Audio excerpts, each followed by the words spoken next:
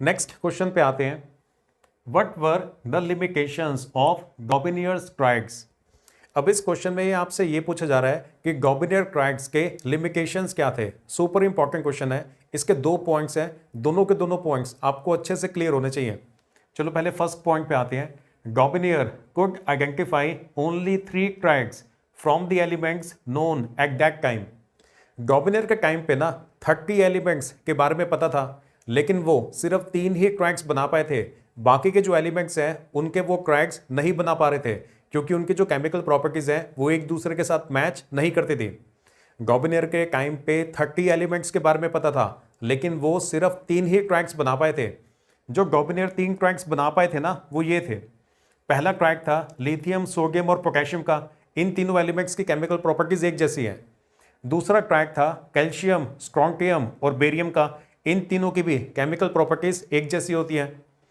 और तीसरा क्रैक था क्लोरीन, ब्रोमीन और आयोडीन का। इन तीनों की भी केमिकल प्रॉपर्टीज एक जैसी हैं। 3 क्रैक्स तो उन्होंने बना लिए, लेकिन 30 एलिमेंट्स हैं।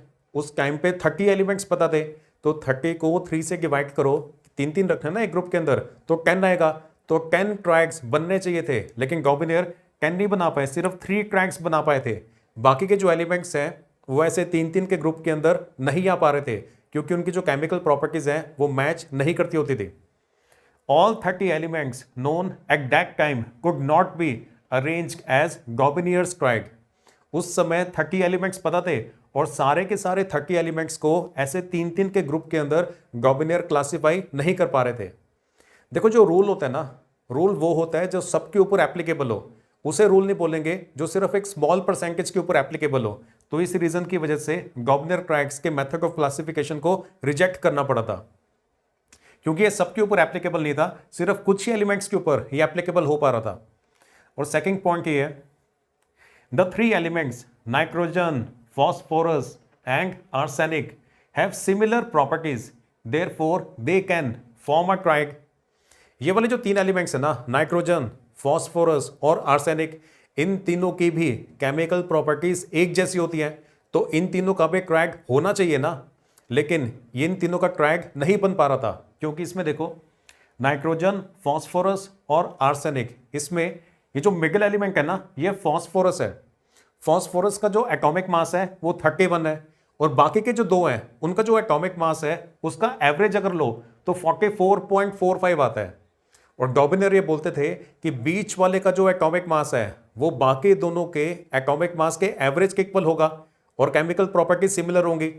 लेकिन यहां पर तो देखो, नाइट्रोजन, फॉस्फोरस और आर्सेनिक, इन तीनों की केमिकल प्रॉपर्टी सिमिलर है, लेकिन जो मिडिल एलिमेंट है, जो फॉस्फोरस है, उसका एटॉमिक मास बाकी दोनों के एवरेज के इक्वल नहीं आ रहा। फॉस्फोरस का 31 है, और बाकी दोनों का जो एवरेज है वो 44.5 आ रहा है, और 31 और 44.4 इसके बीच में तो काफी ज्यादा गैप है। ये देखो, नाइट्रोजन का एटॉमिक मास होता है 14, फॉस्फोरस का होता है 31 और आर्सेनिक का होता है 74.9।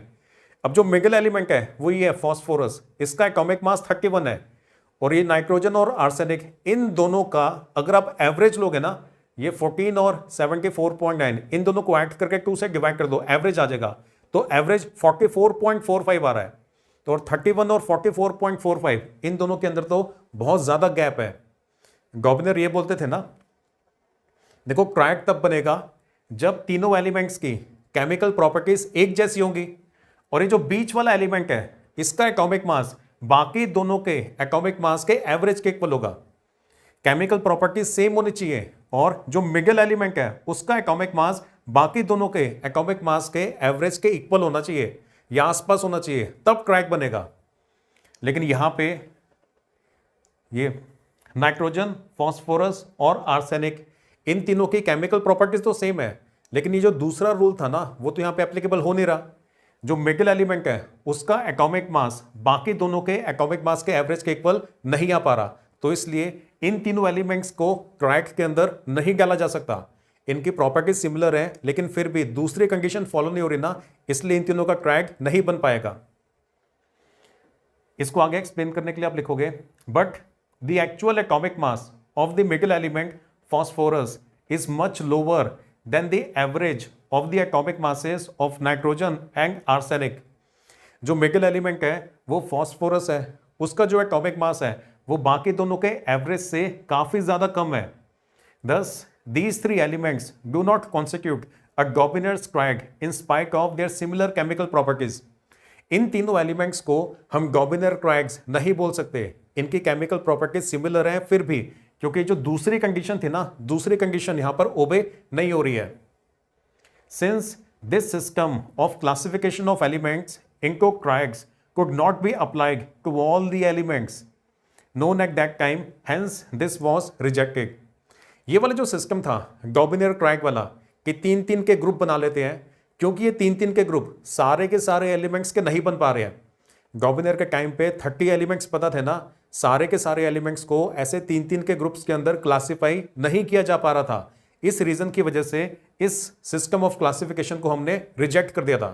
तो आज के टाइम पे हम गॉबिनर क्रैग्स वाले सिस्टम को नहीं यूज करते हैं। क्लियर हुआ? आपने दोनों पॉइंट्स लेके आने हैं। पहला पॉइंट तो ये था कि जो 30 एलिमेंट्स पता थे, सारे के सारे एलिमेंट्स के गॉबिनर क्रैग्स नहीं बन पा रहे थे। और दूसरा ये वाला एग्जाम्पल भी आपने जरूर देना है, नाइट्रोजन, फॉस्फोरस और आर्सेनिक। नाइट्रोजन, फॉस्फोरस और आर्सेनिक, इन तीनों की केमिकल प्रॉपर्टीज एक जैसी होती हैं। तो केमिकल प्रॉपर्टीज एक जैसी हैं तो इन तीनों का भी क्रैग होना चाहिए, लेकिन यहां पे दूसरी कंडीशन फॉलो नहीं हो रही है।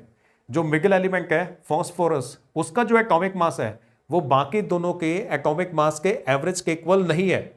फॉस्फोरस का जो एटॉमिक मास है वो तो बहुत ज्यादा कम है, बाकी दोनों का जो एवरेज है वो 44.4 आता है, लेकिन फॉस्फोरस का जो एटॉमिक मास है वो सिर्फ 31 है। तो दूसरी कंडीशन फॉलो नहीं हो रही, तो इनका क्रैग नहीं बन पा रहा। क्लियर?